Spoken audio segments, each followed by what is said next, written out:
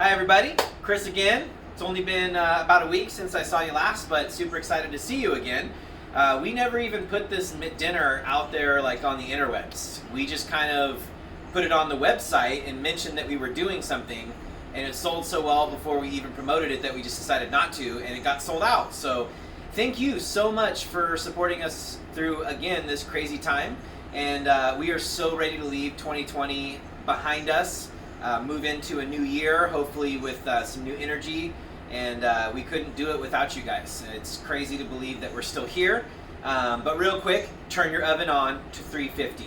I already have mine on, so it's already hot, but I'm going to go ahead and put my twice baked potato that's filled with the potato itself, delicious truffle cream sauce, butter, and a bunch of crab. It's delicious, but it's all piped into the Kennebec potato that it came in. And we're going to go ahead and put this in the oven right now. There's no cooking involved in the potato, it's just heating through, so we're just going to check the center. If you don't have tweezers, I can show you how to do it with like a butter knife or something, but what you're going to do is just insert to the center, and we're going to touch the bottom here underneath your lip or on the top of your lip to see if it's warm.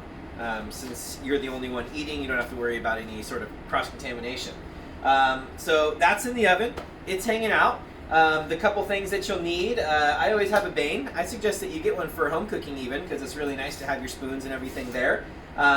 Little microplane if you went all out and got the black Perigord truffles that we talked about earlier today in our live feed. And other than that, you just need a nice little pan. I have a little black steel pan here. You could use a cast iron, you could use a regular pan, but I really like the black steel.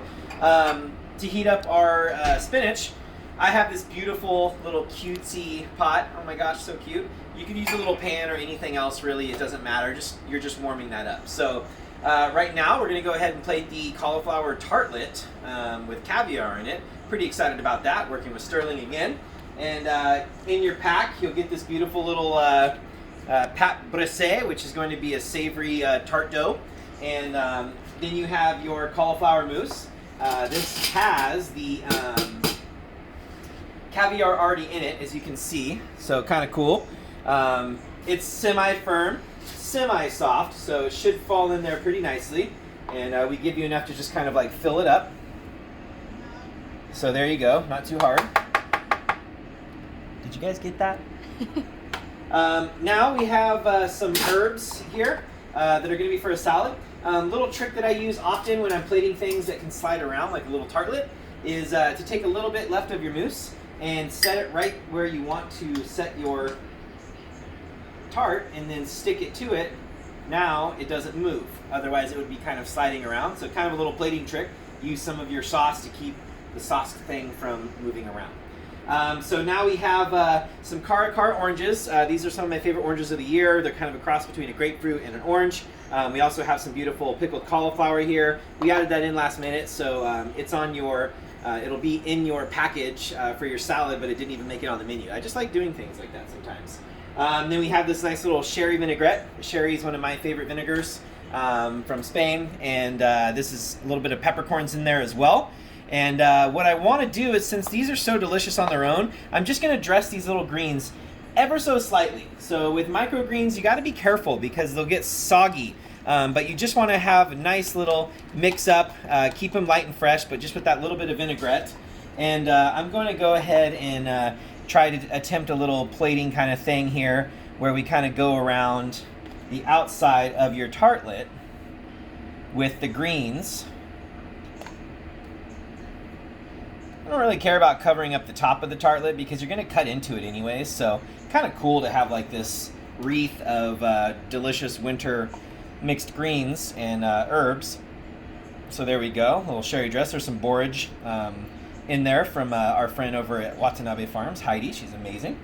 Then we're going to take our little supremes. A supreme is a piece of the citrus that has been, the rind has been cut off, and then we cut in between the membranes so that you just get the delicious middle part with none of the other stuff. And I'm going to go ahead and just kind of like set these a little bit fun, kind of heading into the center. Now we're going to take these little florets of pickled cauliflower, super delicious. Kind of pack them in on the side there. Stick one right in the top. Maybe one over here. And then one over there.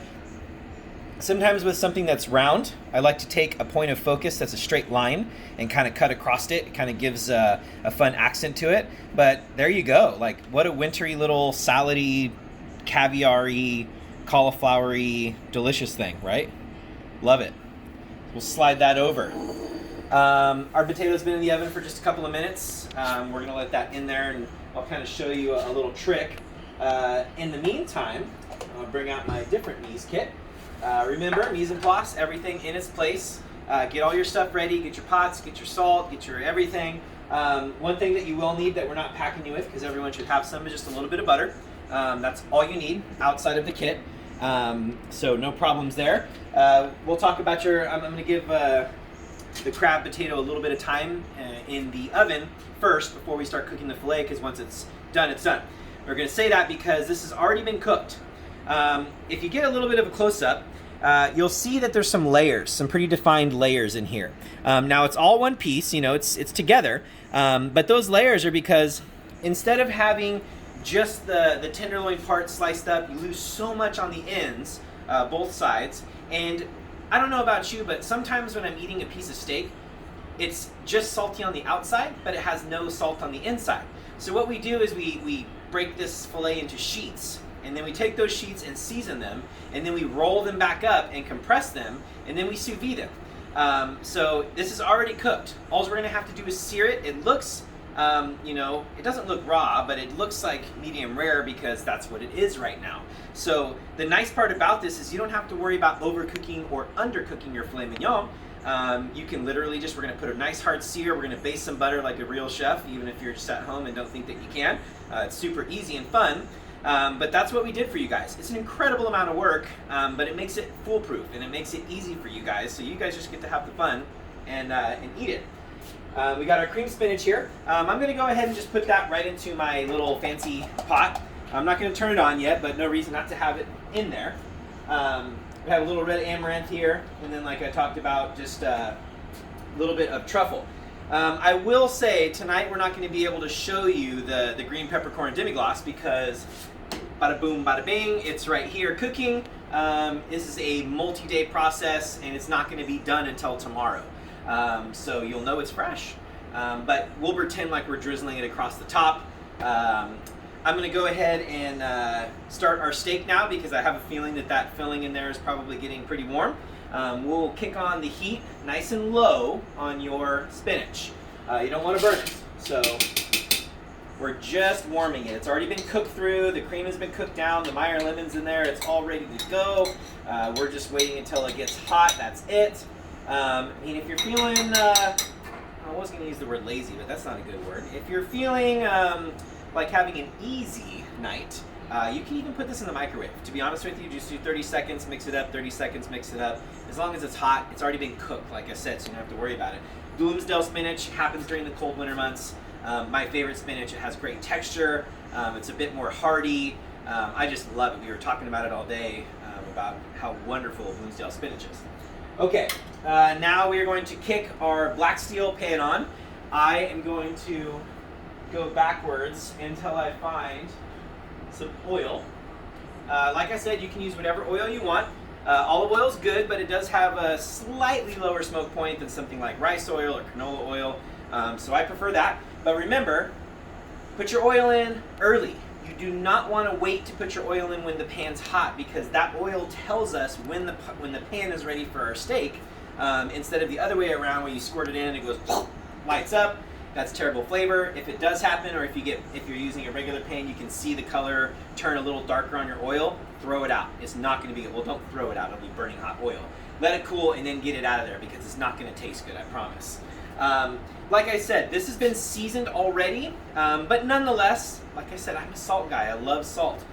So I'm going to have a little bit of salt over here as well. Some Barnum-Dann, some of that little nice flaky salt. Not too much, but I'm going to use that at the very end. I told you we were going to baste together. I can't help it. Can you baste with me? Baste with me. I'm trying it. we're gonna get all ready to go. I will say bring your filet mignon out to room temperature before you cook it. So take it out, you know, an hour or two before you are going to cook it. Let it come to room temperature. It'll speed up the process, and it's just better to have that steak on the heat for less time. Remember, it's already cooked, so we're just giving it the sear. This black pan is already getting extremely hot. That's perfect. We're gonna put this filet in, going away from you. Okay, and give it a little shake. See how it's a little stuck? That's no big deal. Don't worry about it. And now that it's not stuck, I'm gonna turn it down just a little bit. Still nice and high, but we don't want to over-sear it too fast and not have it heat through the center. So, I mean, at least we're watching incredible meat cook, right? Could be worse. In the meantime, we'll do a little stir on the spinach. Do a little, still pretty cool. I'll kick this up a little bit. Okay. Don't leave your handles in there. They get hot, and then you go to grab it and hurts. Once again, learned it the hard way. Okay, and we're basting here nicely, and oh yeah, we're getting there. Be careful. I've burned myself multiple times letting things go down a little too early. Okay. Almost ready to flip. Don't rush it. We're kind of looking for a little bit of dark color right here. Like I said, you could just give it a little peek. Just don't let it down fast. Okay? All right. Now, bring it up to the side. Give it a little tap. Lay it back down. Okay? Now we're going to let that sear again on this side for just a little bit. A little shaky, shaky. Now, we're getting some sear on this side. We're heating up nicely. We'll wait a little bit longer. Man, I wish we had that cool time-lapse stuff that other people do. This stuff is cool. You don't want to press down hard on your steak. It's not a burger. It's not a smash burger. But if you need to, sometimes it'll pull up a little bit. Just give it a little tap down. We are starting to get some color. It's perfect. So now, this is about a, I don't know, tablespoon of butter or so. No big deal. It's not specific or anything like that. We're going to put it in. It's going to be very, very hot. We want to leave our heat at about medium. The oil is going to help it from burning too fast. Now, here we go. Get in a good mode. Put your handle down, still over the flame, on, and you're going to start basting over the top of your steak. This is the milk solids are burning and giving you nice color and caramelization on your meats. It's also keeping it extremely hot on both sides, so we're cooking through nicely. There's just so many great things when it comes to butter basting ingredients in a pan. And you just kind of get into a good groove, and you just toss, toss, toss. It's very easy with 2 steaks or however many you got in here. Not a problem at all. The underneath is browning as well. Get some of that butter underneath there. And as you can see, it's not smoking heavily. If it's smoking heavily, turn it down. It's no big deal. And if your butter burns, like and it's black and doesn't smell good, pull your steak out, get another pan, get it nice and hot, put your steak back in and put your butter in and turn it down a little bit more. But you should be totally fine. This is like I said, almost completely foolproof. All right. We're going to go ahead and turn this off now, and we don't want to leave it in there.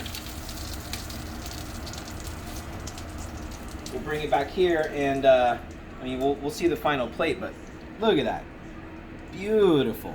Smells good. Nice, dark, sexy filet mignon. Look at that.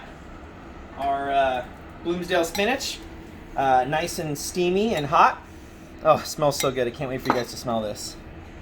All right, and now we're going to get in here and check out our Dungeness crab stuffed twice-baked Kennebec potato.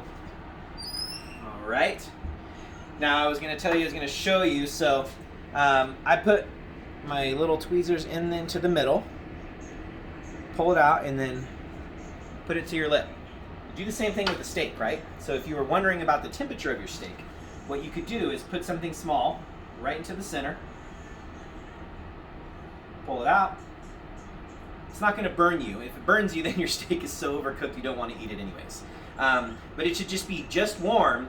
That way it rests up to the temperature that you want. This one we weren't necessarily cooking because it's already been cooked, but we're just making sure that it's warm in the center. That's all you want, is for it to be warm in the center. So we will put down a nice little bed of our Bloomsdale spinach. Like I said, this is just one of my favorite things. I never thought I'd be a spinach guy, but I just absolutely love it. I'm gonna put our little potato over here. You can use your utensils as fingers. It works, so you don't burn yourself. Take our nice caramelized steak, place it right next to there.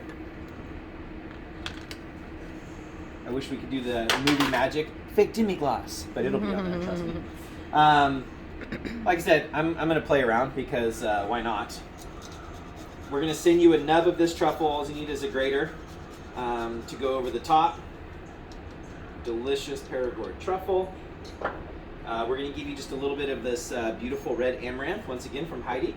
And this one I'm just going to kind of sprinkle over the top. It's just such a beautiful color.